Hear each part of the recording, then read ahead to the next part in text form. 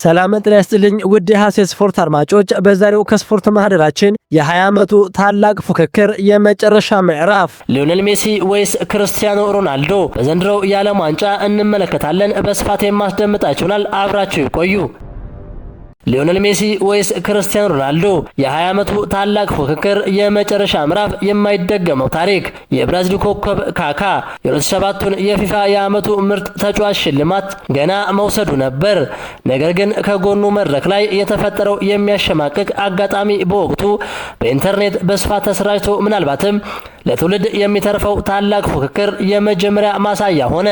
ወጣቶቹ ሊዮኔል ሜሲ እና ክርስቲያኖ ሮናልዶ በቅደም ተከተል ሁለተኛና ሶስተኛ ወጥተው የነበረ ቢሆንም የብራዚሉ ሌጀንድ ፔሌ በስህተት የሁለተኛነቱን ሽልማት በዙሪክ ኦፔራ ሃውስ ለሮናልዶ አበረከተለት። የፊፋው ፕሬዝዳንት ሴፕ ብላተር ሁለቱ ተጫዋቾች ሽልማታቸውን እንዲቀያየሩ ጣልቃ ለመግባት የተገደዱ ሲሆን ሁለቱም ተጫዋቾች በሁኔታው እንዳልተደሰቱ በፊታቸው ላይ ያስታውቅ ነበር። የቢቢሲ ስፖርቱ ከፍተኛ ጋዜጠኛ አንዲ ክራየር የሁለቱን አስደናቂ ጉዞና አሁንም ድረስ የቀጠለውን ንጽጽር እንዲህ አስቀምጦታል። ከ2007 ጀምሮ ለአውሮፓ ምርጥ ተጫዋች ከተሰጡት 29 ታላላቅ ሽልማቶች 20ዎቹን ጠቅልለው የወሰዱት እነዚህ ሁለቱ ኮከቦች ናቸው። በጋራ ወደ 2000 የሚጠጉ ግቦችንና 85 ዋንጫዎችን በማሳካት በታሪክ ወደር የላቸውም። የቀድሞ የቡድን አጋራቸው አንጌል ዲ ማሪያ እንደነሱ ያለ ፉክክር እንደገና የምናይ አይመስለኝም ይላል። ይህ ፉክክር እነሱ ካቀጣጠሉት የምንጊዜውም ምርጡ ማን ነው ከሚለው ክርክር በላይ የዘለቀ ነው። ዲ ማሪያ ሲቀጥል ሁለቱም እግር ኳስን ቀይረውታል ይላል። ማንኛውም ሰው የምንጊዜውም ምርጡ ማን እንደሆነ ብትጠይቀው ስምምነት ማግኘት ከባድ ነው። የቀድሞ የማንቸስተር ዩናይትድ የቡድን አጋሩ ሪዮ ፈርዲናንድ ሮናልዶ መሆን አለበት ሲል፣ የቀድሞ የባርሴሎና ተጫዋችና አሰልጣኝ ዣቪ በበኩሉ ሜሲ እስካሁን ካየሁት ሁሉ ምርጥ ነው በማለት ይሟገታል። ክርስቲያኖ ሮናልዶ በ2012 በሰጠው አስተያየት ፌራሪን ከፖርሼ ጋር ማወዳደር አትችልም፣ የተለያየ ሞተር ነው ያላቸው። አንዳንዶች እኔ እበልጣለሁ ይላሉ፣ ሌሎች ደግሞ እሱ ይበልጣል ይላሉ። በወቅቱ ማን የተሻለ እንደሆነ ይወስናሉ። እኔ ግን እኔ ነኝ ብዬ አስባለሁ ብሎ ነበር። ወደ 2008 የሻምፒየንስ ሊግ የግማሽ ፍጻሜ ጨዋታ እንሂድ።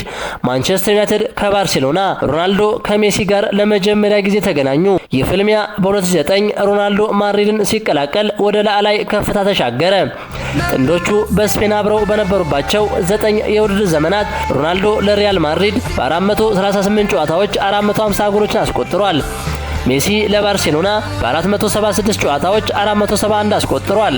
ነገር ግን ጉዳዩ ከቁጥሮች በላይ ሆኖ ነበር።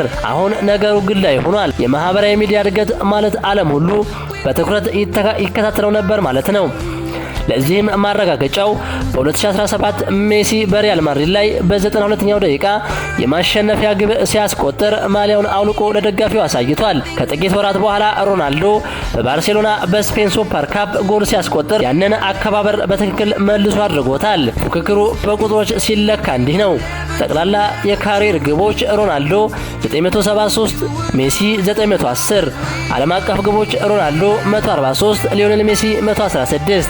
ጠቅላላ ዋንጫዎች ሊዮኔል ሜሲ 48፣ ክርስቲያኖ ሮናልዶ 37። አህጉራዊ ዋንጫዎች ዩሮ፣ ኮፓ አሜሪካ ሜሲ 2፣ ሮናልዶ 1። የቻምፒየንስ ሊግ ድል ሮናልዶ 5 ቻምፒየንስ ሊግ ዋንጫ፣ ሊዮኔል ሜሲ 4 የቻምፒየንስ ሊግ ዋንጫ። የባላንዶር ብዛት ሊዮኔል ሜሲ 8፣ ክርስቲያኖ ሮናልዶ 5። የዓለም ዋንጫ ሊዮኔል ሜሲ 1፣ ክርስቲያኖ ሮናልዶ ምንም። የሁለቱ ታላላቅ ተጫዋቾች ተቃርኖ እና ተመሳሳይነት ጥንዶቹ በብዙዎች ዘንድ ፍጹም ተቃራኒ ተደርገው ይታያሉ። ክህሎት ያለው አጥቂ በጠንካራ የአካል ብቃት ላይ ከሚደገፉ ተጫዋቾች ጋር፣ አይናፋሩ ብልህ ሰው በትዕቢተኛው ማንነት ላይ። የፔፕ ጋርዲዮላ ባርሴሎና፣ በጆዜ ሞሪኖ ሪያል ማድሪድ ላይ፣ አዳዲስ በናይኪ ላይ። ነገር ግን የፉክክራቸው ትረካ በተለዋዋጭነታቸው ላይ የተገነባ ቢሆንም በሁለቱ መካከል ያለው ተመሳሳይነት ከወጣትነታቸው ጀምሮ አስደናቂ ነበር። ሁለቱም ያደጉት ዝቅተኛ ገቢ ባላቸው ቤተሰቦች ውስጥ ነው። ሁለቱም ህልማቸውን ለመከተል ገና በወጣትነታቸው ቤታቸውን ጥለው ወጥተዋል። ሜሲ ከአርጀንቲና ወደ ባርሴሎና በ13 ዓመቱ፣ ሮናልዶ ደግሞ ከማዴራ ወደ ሊዝበን በ12 ዓመቱ። ፉክክራቸው በሜዳ ላይ ብቻ አላበቃም። በንግዱም ዓለም ኢንተርኔትን እያናወጡት ይገኛሉ። ሮናልዶ በኢንስታግራም 700 ሚሊዮን ተከታዮች ሲኖሩት ሜሲ የዓለም ዋንጫውን ያነሳበት ምስል 75 ሚሊዮን ላይክ በማግኘት በታሪክ አንደኛ ነው። በፎርብስ የገንዘብ ዝርዝርም ሮናልዶ በ300 ሚሊዮን ዶላር ገቢ የዓለማችን ቀዳሚው ተከፋይ ሲሆን ሊዮኔል ሜሲ በ140 ሚሊዮን ዶላር ሶስተኛ ደረጃ ይገኛል። ከ2002 የኳታር የዓለም ዋንጫ በፊት ሁለቱም እግር ኳስ ተጫዋቾች በሉዊስ ቡተን ሻንጣ ላይ እርስ በርስ ቼዝ ሲጫወቱ የሚያሳየው ምስል ኢንተርኔትን የሰበረ ምስል በመባል ይታወቃል። የሁለቱንም ተጫዋቾች የህይወት ታሪክ የጻፈው የስፔን እግር ኳስ ተንታኝ ጊሌም ባልጌ ለኔ ሜሲ በታሪክ ምርጡ ተጫዋች ነው፣ ክርስቲያኖ ደግሞ በታሪክ ታላቅ ግብ አግቢ ነው ይላል። ለፖርቹጋል ከሮናልዶ ጋር፣ ለባርሴሎና ደግሞ ከሜሲ ጋር የተጫወተው ዴኮ እነሱ ለየት ያሉ ናቸው፣ ከሌላው ሙሉ በሙሉ የተለዩ ናቸው። በየዓመቱ ለጥቂት ዓመታት አስደናቂ ነገር የሚያደርጉ ብዙ ተጫዋቾች አሉ፣ ነገር ግን ለ20 ዓመታት በዚህ ደረጃ መቆየት የተለመደ አይደለም ብሏል። ሮቢንሰን ሲናገር ሜሲ ድል የሚያደርገው ምንም ነገር አልቀረውም፣ ሮናልዶ የሌለው አንድ ነገር አለው፣ እሱም የዓለም ዋንጫ ነው። አሁን ጥያቄው ሜሲ ይህንን ሙሉ የእግር ኳስ ዘመን አሸንፏል ወይ የሚለው ነው ይላል። ምናልባትም የዚህ ክርክር ውበት መቼም ቢሆን እልባት ላይ የማይደርስ መሆኑና መድረስም የሌለበት መሆኑ ላይ ሊሆን ይችላል። ታሪኩ ገና አላበቃም። በዚህ በጋ የዓለም ዋንጫ ላይ አርጀንቲናና ፖርቹጋል በመጨረሻዎቹ ደረጃዎች ላይ ሊገናኙ ስለሚችሉ የመጨረሻው ትዕይንት ሊካሄድ ይችላል። በጉጉት ይጠበቃል። አበቃን። ክቡራን የሐሴት ስፖርት አድማጮች የዛሬው ከስፖርት ማህደራችን ይህንን ይመስል ነበር። ሐሳባችሁን በኮሜንት አጋሩኝ።